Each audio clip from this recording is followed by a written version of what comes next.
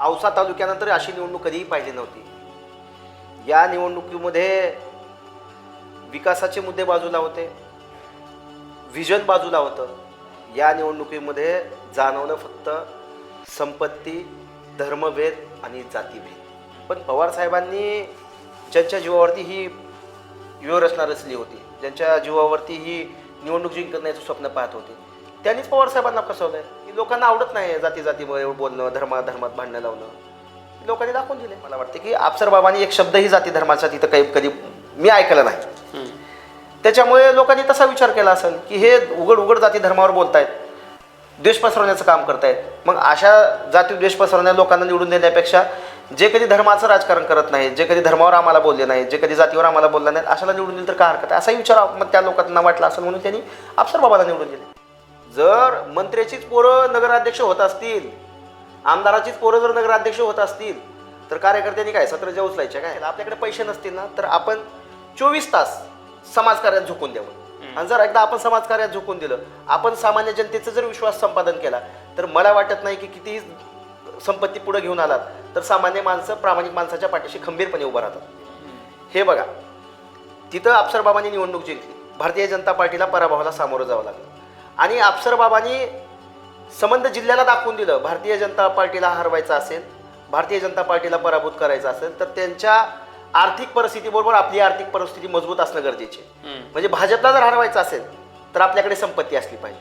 पण आमचं दुर्दैव आहे, आमच्याकडे तेवढी संपत्ती नसेल, आमच्याकडे तेवढी यंत्रणा नसेल, म्हणून कदाचित आमचा पराभव झाला असेल. भाजपमध्ये कार्यकर्ता निर्माण करायची धमक नाही, भाजप कार्यकर्ते चोरायची धमक दाखवतो. नेते चोरतो, कार्यकर्ते चोरतो भाजप, आणि त्यांच्या जीवावरती निवडणुका जिंकतो. कार्यकर्ते तयार करा ना, हिंमत असेल तर. नमस्कार, आपण पाहताय भारत सत्ता लाईव्ह.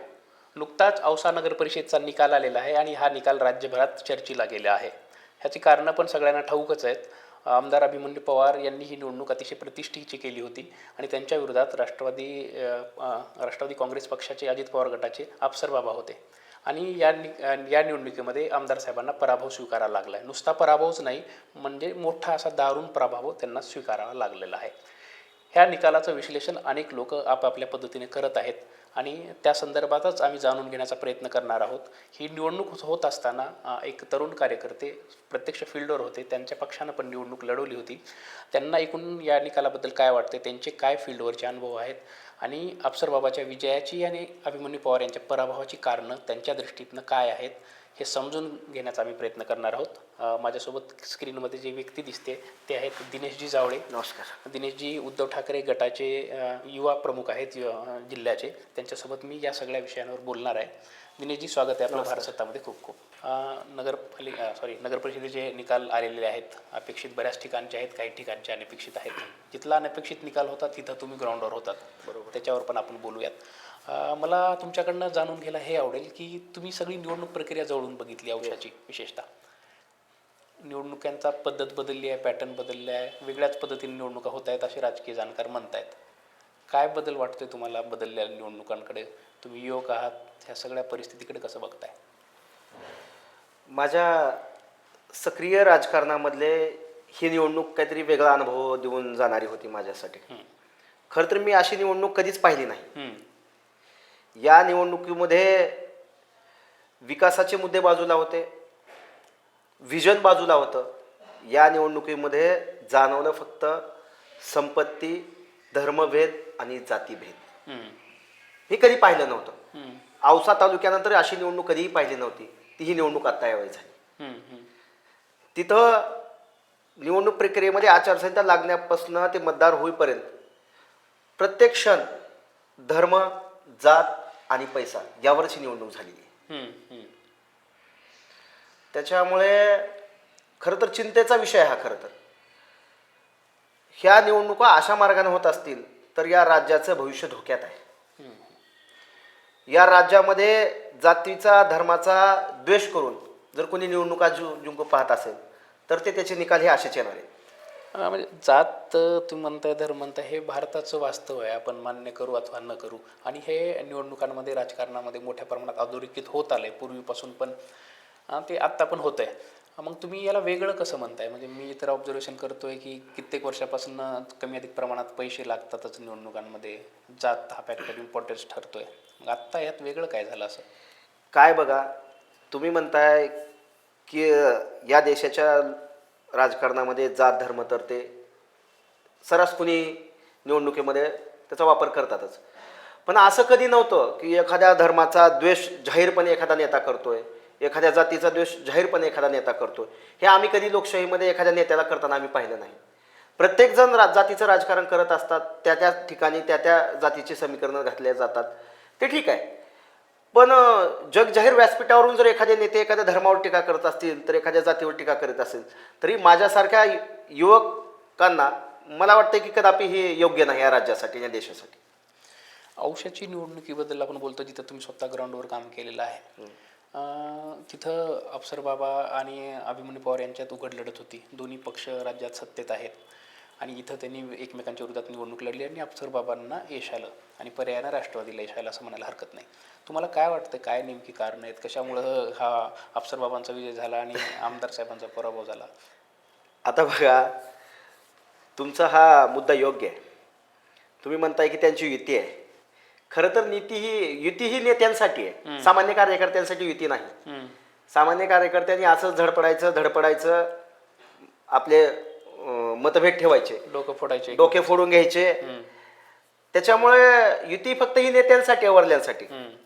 आणि ही आता जी काही राष्ट्रवादी आणि भारतीय जनता पार्टी आमने सामने लढले, ही खरं तर राज्यापुढे एक मोठं उदाहरण आहे सर.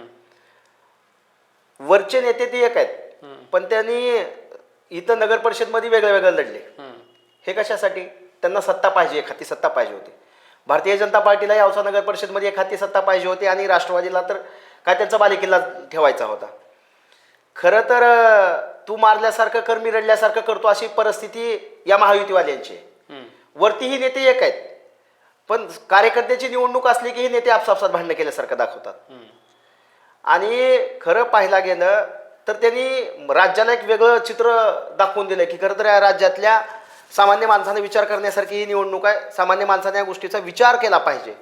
हे बघा, तिथं अफसरबाबांनी निवडणूक जिंकली, भारतीय जनता पार्टीला पराभवाला सामोरं जावं लागलं. आणि अफसरबाबांनी संबंध जिल्ह्याला दाखवून दिलं, भारतीय जनता पार्टीला हरवायचं असेल, भारतीय जनता पार्टीला पराभूत करायचं असेल, तर त्यांच्या आर्थिक परिस्थितीबरोबर आपली आर्थिक परिस्थिती मजबूत असणं गरजेचे. म्हणजे भाजपला जर हरवायचं असेल तर आपल्याकडे संपत्ती असली पाहिजे. हे चित्र या निवडणुकीमध्ये दिसलंय. म्हणजे भाजपला हरवायचंय तर तुमच्याकडे संपत्ती असली पाहिजे, भाजपला हरवायचे तर तुमच्याकडे सत्ता असली पाहिजे, भाजपला हरवायचे तर तुमच्याकडे सगळे प्रशासकीय यंत्रणा तुमच्या सोबत पाहिजे. त्याच्यामुळे राष्ट्रवादीचे सन्माननीय अजितदादा सत्तेमध्ये आहेत आणि ते सन्माननीय अफसरबाबांचे नेते आहेत. त्याच्यामुळे अफसरबाबांनी भारतीय जनता पार्टीच्या कुठल्याही ह्याला बळी न पडता क्रियेला त्यांनी जशाचं तसं उत्तर दिलं. भारतीय जनता पार्टीनं जेवढं आर्थिक ह्याचं बळ दिलं, तेवढंच अफसरबाबाला पण राष्ट्रवादीनं आर्थिक बळ दिलं. त्याच्यामुळे अफसरबाबांना दाखवून दिलंय की भाजपला हरवायचंय तर तुमच्याकडे अर्थकारण मजबूत असलं पाहिजे. जशाच तसं. तुमचा पण पक्ष निवडणूक लढवला होता, तुम्हाला तर अपेक्षित यश म्हणण्यापेक्षा तुम्ही, मला वाटतं की आपलं खातं पण तिथं उघडू शकलं नाहीत, म्हणजे फार वाईट परफॉर्मन्स असं म्हणता येईल. कशामुळे झालं असं वाटतं तुम्हाला? सर काय बघा, राजकारणामध्ये दोन गोष्टी गृहीत धरल्या जातात, जय आणि पराजय. पराजय आम्ही आमचा स्वीकारलाय, आम्ही मान्य केलोय.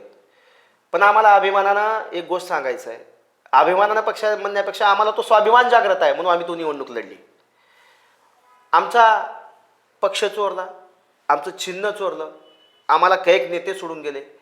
त्या परिस्थितीत सुद्धा आम्ही सामान्य कार्यकर्त्यांनी वंदनीय हिंदू सम्राट बाळासाहेब ठाकरे यांच्या विचाराला अनुसरून सन्माननीय उद्धव साहेबांना खंबीर साथ देण्यासाठी, सन्माननीय उद्धव साहेबांसोबत प्रामाणिक राहण्यासाठी आणि आपल्या पक्षाची भूमिका, आपल्या पक्षाचे विचार सामान्य माणसात जावेत, सामान्य माणसाला आपली विचारधारा कळावी, यासाठी आम्ही ती निवडणूक ताकदीनं लढवली. सन्माननीय खासदार ओमदादांनी आम्हाला जेवढं शक्य आहे तेवढं बळ देण्याचा प्रयत्न केला. पण आमचं दुर्दैव आहे, आमच्याकडे तेवढी संपत्ती नसेल, आमच्याकडे तेवढी यंत्रणा नसेल, म्हणून कदाचित आमचा पराभव झाला असेल. त्याच्यामुळंच आम्हाला याचं दुःख नाही. आम्ही लढलो आणि आम्ही लढत राहू, कारण आम्ही सत्तेसाठी, पैशासाठी आमिषाला बळी पडून तिकडे जाणारे शिवसैनिक नाही आहोत. आम्ही शेवटपर्यंत लढायचा पवित्रा घेऊ. आयुष्याच्या शेवटच्या श्वासापर्यंत ज्या वंदनीय शिवसेना प्रमुखांनी आम्हाला 80% समाजकारणी 20% राजकारणाचा विचारमंत्र दिलाय. तो विचारमंत्र कायम जोपासण्याचा प्रयत्न करू.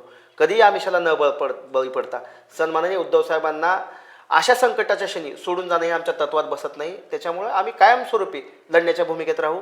एक पराजयानं कोणी संपत नाही आणि एक जयाने कोणी आयुष्य काढत नाही. त्याच्यामुळे आम्ही कायम लढायच्या भूमिकेत आहोत. तुम्ही औषधात म्हणलात की दोन्हीकडं संपत्ती होती, दोन्हीकडनं सत्ता होती, यामुळे त्यांचा विजय झाला वगैरे.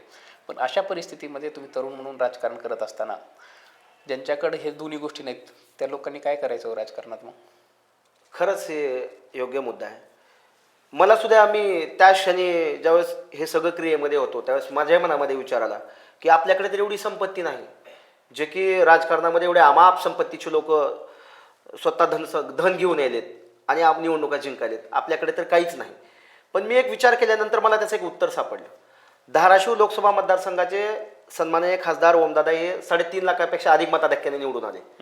समोरच्या प्रतिस्पर्धी उमेदवारांनी कित्येक काही 50 कोटीच्या जास्त असं चर्चा मतदारसंघामध्ये 50 कोटीपेक्षा जास्त अधिक प्रमाणात पैशाचा वापर केला. पण सामान्य जनतेने ओमदादाला 3.5 लाखापेक्षा अधिक मताने निवडून दिलं. याचं कारण काय? आमचे खासदार कायम जनतेच्या सेवेत असतात. तुम्ही पाहत असाल कुणाचाही फोन गेला तरी आमचे खासदार फोन उचलतात. कुणाचंही काम असो ते प्रामाणिकपणे करण्याचा प्रयत्न करतात. कायम जनतेत राहणारे खासदार लोकनेते ओमदादा आहेत. त्याच्यामुळे सामान्य जनतेला माहिती आहे की असा खासदार पुन्हा होणे नाही. अशा खासदारांना निवडून देण्याची गरज आहे. असे लोकप्रतिनिधी या राज्यात राहण्याची गरज जनतेला आहे. त्याच्यामुळं मी एकच विचार केला, आपल्याकडे पैसे नसतील ना तर आपण 24 तास समाजकार्यात झोकून द्यावं.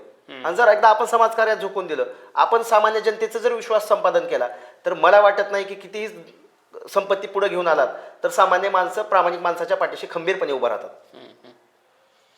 आगामी काळात पण काही आता निवडणुका होणार आहेत, जिल्हा परिषद वगैरे आहेत, त्यावेळेस तुमचा पक्ष म्हणून काय भूमिका असणार आहे? परत काँग्रेससोबत तुमची युती होते, काय होतं आता महानगरपालिका निवडणुकांना, ते पण सगळं वरचं राजकारण काय आहे ते असेल. पण भविष्यात शिवसेना म्हणून तुमची काय भूमिका असणार आहे किंवा व्यक्तिगत तुमची काय भूमिका असणार आहे? हे बघा, महाविकास आघाडी होईल नाही होईल, करतील नाही करतील हे ती वरिष्ठ ठरवतील.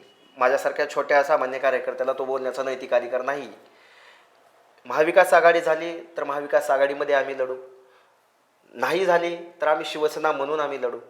पण आम्ही प्रामाणिकपणे आमचं विजन, आमचे मुद्दे सामान्य जनतेसाठी करण्याचा आमचा प्रामाणिक प्रयत्न आम्ही जनतेत घेऊन जाणार आहोत. 100% आम्ही निवडणुकी ताकदीनं लढवणार आहोत. त्या निवडणुकीमध्ये जे काही या सरकारने सामान्य जनतेला फसवण्याचं काम केलंय, या राज्याला फसवण्याचं काम केलंय, या राज्यावर कर्जाचा डोंगर उभा करण्याचं काम केलंय, ते आम्ही सामान्य माणसाला जाऊन सांगू की बाबा हे सरकार किती फसव आहे, हे सरकार किती पाठीत खंजीर खुपसणार आहे. त्याच्यामुळं आमच्याकडे या सरकारच्या विरोधात या सरकारने चुकीच्या पद्धतीने केलेल्या कामाचा साठा आहे. तो आम्ही सामान्य माणसामध्ये जाऊ. आम्ही काय करणार आहोत, सन्माननीय उद्धव साहेबांना ह्यांनी कशा पद्धतीनं काय केलंय हे दाखवून देऊ. मग आत्ता ह्या निवडणुकीत तुम्ही कमी पडलात का हे सगळं दाखवण्यात? हे बघा, प्रत्येक निवडणुका वेगळ्या वेगळ्या असतात. धाराशिव लोकसभा मतदारसंघाची निवडणूक वेगळ्या क्रियेची होती, म्हणजे लोकसभेची. विधानसभेची वेगळी होती, नगर परिषदची वेगळी असते आणि स्थानिक स्वराज्य जिल्हा परिषदच्या निवडणुकीचा वेगळा भाग असतो. काय खरं तर आपल्या राज्यामध्ये ग्रामीण भागात मोठ्या प्रमाणात मतदारसंघात आहे. मी ग्रामीण भागाचा मतदारसंघात आहे.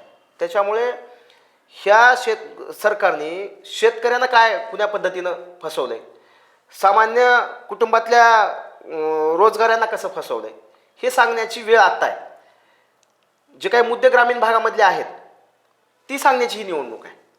आम्ही शहरातले मुद्दे मांडण्यासाठी, तुम्ही म्हणलात की तुम्ही हे का मांडला नाहीत, शहराचे मुद्दे आणि ग्रामीण भागाचे मुद्दे ही वेगळे वेगळे आहेत सर.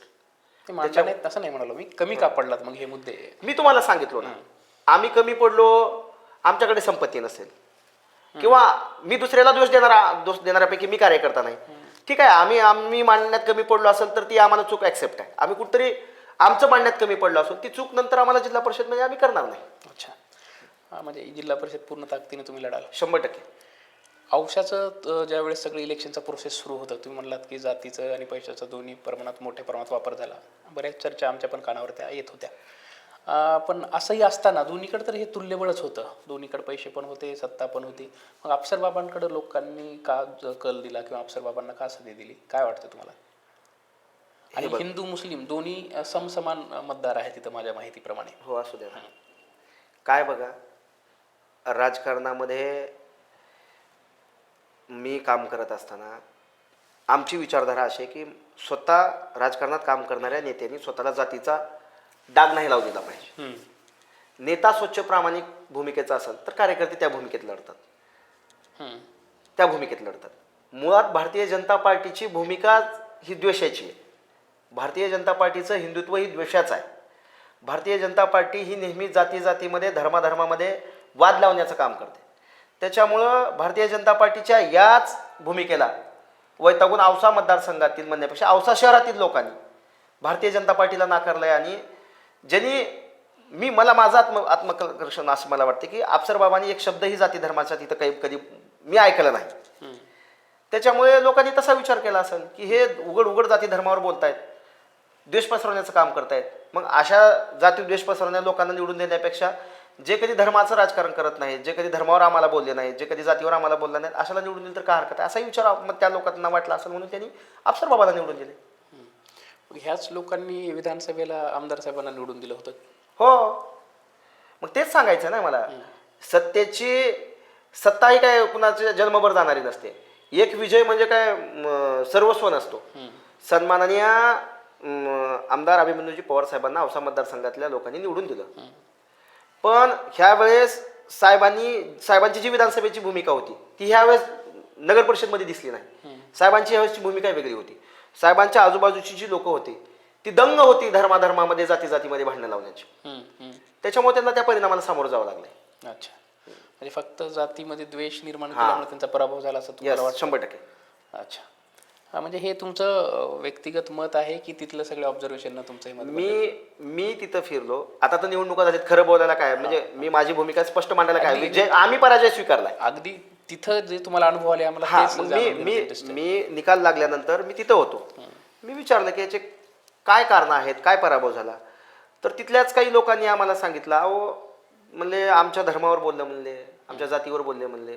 प्रत्येकाला जात प्रिय आहे, प्रत्येकाला धर्म प्रिय आहे. आणि असं राजकारण कधीही झालं नव्हतं. ते हे करण्याचा प्रयत्न करायला लागलेत. आणि भविष्यात जर असे धर्मामध्ये भांडणं लावणारी जातीमध्ये भांडणं लावणारी लोक जर इथं निवडून येत असतील तर ह्या शहराचं काही वातावरण व्यवस्थित राहणार नाही. म्हणून आम्ही विचार करून मतदान केलंय म्हणजे. मग त्याचं चित्र स्पष्ट आहे की लोकांना आवडत नाही जातीमध्ये बोलणं, धर्मात भांडणं लावणं. लोकांनी दाखवून दिले. एकीकडं औसा विधान आत्ता जी निवडणूक झाली नगर परिषदेची त्यामध्ये अभिमन्यू पवार साहेबांकडनं विकासाचा मोठ्या प्रमाणात दावा केला जात होता. मोठ्या प्रमाणात आम्ही विकास केलेला आहे आणि आमची सत्ता आल्यानंतर आम्ही मोठ्या प्रमाणात आणखीन विकास करू हे बोललं जात होतं. मग औसेकरांना विकास नको होता का? कदाचित ते बोलतायत ते लोकांना आवडलं नसेल कदाचित. त्याच्यामुळे लोकांनी निवडून दिले नसतील.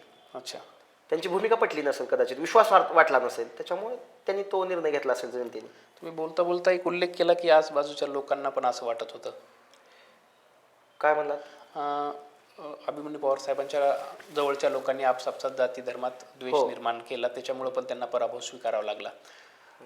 तर ह्याच्यात कितपत तथ्य आहे? हो, आहे ना 100% तथ्य आहे. मी पवार साहेबांना दोष नाही देणार. पण पवार साहेबांनी ज्यांच्या जीवावरती ही व्यूहरचना रचली होती, ज्यांच्या जीवावरती ही निवडणूक जिंकण्याचं स्वप्न पाहत होते, त्यांनीच पवार साहेबांना फसवलंय. अच्छा, त्यांनीच फसवलंय. माझं ठाम दावा आहे. त्यांनीच फसवलंय. आता मी कुणाची नावं घेणार नाही, ते त्यांचा भाग आहे. ते त्यांनी शोधावं पवार साहेबांनी की त्यांना कुणी फसवलंय. अच्छा, म्हणजे काय म्हणतात मिसलीड करण्यात आलंय का? पवार साहेबांचे जे काही मायक्रो प्लॅनिंग मध्ये लोक होती ती पवार साहेबांना माहीत असतील कदाचित. तो त्यांचा भाग आहे, ते शोधतील पवार साहेब. अच्छा, येत्या काळात तुमचं मी म्हणल्याप्रमाणे की निवडणुका लढवण्याचं तुम्ही बोललात की आम्ही पूर्ण ताकदीने निवडणुका लढवणार आहे. अशाच जर निवडणुका होत राहिल्या पैसे आणि जातीच्या धर्माच्या नावावर तर काय भविष्य असणार आहे असं वाटतं तुम्हाला? भविष्य धोक्यात आहे ना. भविष्य धोक्यात आहे. लोकशाही संपुष्टात येईल सर. तुम्ही जर संपत्तीच्या सत्तेच्या जोरावर जर लोकशाहीचा गाळा दाबण्याचं काम करत असाल आणि निवडणुका जिंकण्याचं स्वप्न पाहत असाल तर हे राज्य धोक्यात येईल, हा देश धोक्यात येईल. म्हणजे सामान्य कार्यकर्त्यांनी निवडणुका लढवायच्या नाहीत का? आणि मला एक प्रश्न पडलाय भविष्यात सामान्य कुटुंबातली पोरं नेते होणारच नाहीत. कशी होतील सगळे कशी होतील? नेत्यांचीच हो. पोरं निवडणुकीच्या मैदानात उभा राहिलेत, नेत्यांच्या हल्ली नातलग बघा निवडणुकीच्या मैदानात आहेत. हो, मी तेच म्हणतोय. जर मंत्र्याचीच पोरं नगराध्यक्ष होत असतील, आमदाराचीच पोरं जर नगराध्यक्ष होत असतील, तर कार्यकर्त्यांनी काय सत्र उचलायच्या काय? बेस बेस कुठं आहे? बेसच नाहीये ना. आणि भाजप करते पण तसं. भाजपमध्ये कार्यकर्ता निर्माण करायची धमक नाही. भाजप कार्यकर्ते चोरायची धमक दाखवतो. नेते चोरतो, कार्यकर्ते चोरतो भाजप, आणि त्यांच्या जीवावरती निवडणुका जिंकतो. कार्यकर्ते तयार करा ना, हिंमत असेल तर. असे ईडीच्या सीबीआयच्या धाकाने नेते घ्यायचे, नेत्याच्या मागे कार्यकर्ते पळवायचे आणि जगात एक नंबर पक्ष म्हणून वावड्या उठवायच्या. हे कशाला करायचं? ईडीची भीती का वाटावी पण लोकांना? केले असतील भ्रष्टाचार म्हणून वाटत असेल नेत्यांना. आमच्यासारख्यांना काय? हम्म. आम्ही लढणारे आहोत. आम्ही सामान्य कुटुंबातली पोरं आहोत. ज्याला ईडीची भीती वाटते ते तिकडे गेले. आम्ही लढणारी पोरं आहोत म्हणून इकडे आहोत. आम्ही लढणार, शेवटपर्यंत लढणार. शुभेच्छा दिनेशजी तुमच्या लढाईला. भविष्यात पण अशाच पद्धतीने तुम्ही लढत राहा, लोकांचे प्रश्न मांडत राहा, अपेक्षा भारत सत्ता म्हणून आम्ही व्यक्त करतो. भारत सत्ताला आपण वेळ दिलात त्याबद्दल आपले खूप खूप धन्यवाद. औषधाच्या निकालाबद्दल आम्ही थोडंसं यांच्याकडनं जाणून घेण्याचा प्रयत्न केला, कारण उत्सुकता आमच्यासोबतच राज्यभराला पण आहे. स्वतः ग्राउंडवर त्यावेळेस हे तिथं होते, त्यांनी तिथं काम केलेलं आहे, त्यांच्या अनुभव त्यांनी आपल्यासोबत शेअर केलेत. असेच वेगवेगळे विषय घेऊन आपण आपल्यासमोर येत राहणार आहोत. भारत सत्ताला लाईक, शेअर आणि सबस्क्राईब करायला विसरू नका. धन्यवाद.